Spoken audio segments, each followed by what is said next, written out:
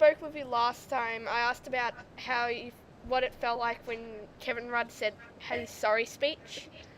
Have you noticed any more change for the Indigenous people as a result of the sorry day? And do you still feel as positive about it all? Yeah, thanks, Lockie. I certainly do continue to feel positive about it. The nicest thing, is that after the sorry day, more white Australians started to think, hey, hang on a minute, what's all this about now? Or they started to understand it better, what Aboriginal people had gone through for a long time, and wanted to understand. I find more white Australians coming to me and saying, help me understand this. I really want to I want to see a better Australia in which white Australians and Aboriginal Australians can stand alongside each other. And that's something that never happened previously. And it's really nice to know that we've, as in Aboriginal communities, the people who used to get angry and frustrated about no apology, well, there's nothing to be angry and frustrated about as far as that goes. And I don't think, everybody knows there's still a long way to go as far as getting some stuff right in Aboriginal communities and in other communities where Aboriginal people are living. But at least that's one good thing that's happened to the country. So I'm still positive, and I hope you are too. Yeah. Okay, I'll pass you on to Sam now. Okay, see you, mate. Morning, Sam. Hello.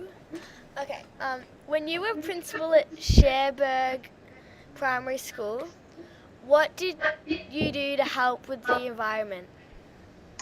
Oh, we had teams of children who would go out and do cleanup. When we had Clean Up Australia Day, we would get involved in that. Yeah. And there were people who would go around.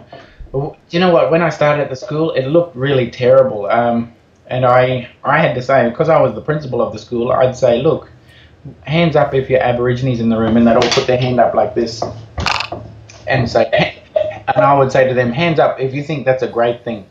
And they'd say, yeah, and they'd all put their hands up. And I said, well, if we think that it's great to be Aboriginal, and we think that that's a good thing, then we've got to give ourselves a school that we deserve. So let's make sure we put our papers in the bin and all of those kinds of things, and make it cleaner. The other thing was getting them to understand more about our old people and our Aboriginal identity, and knowing that we were probably the best conservationists on the planet.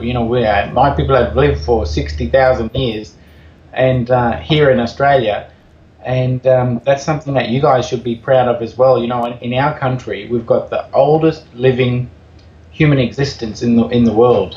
So when people say, "Oh, we got the pyramids; they're 5,000 years old," ooh, well, that's nothing compared to what we got here, hey? Yeah. So as far as the environment, just getting into the school tidy stuff, the community tidy stuff. Some classes, they were into planting trees and that, which was nice.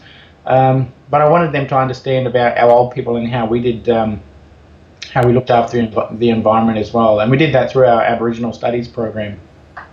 Okay, I'll pass you on to Oliver now.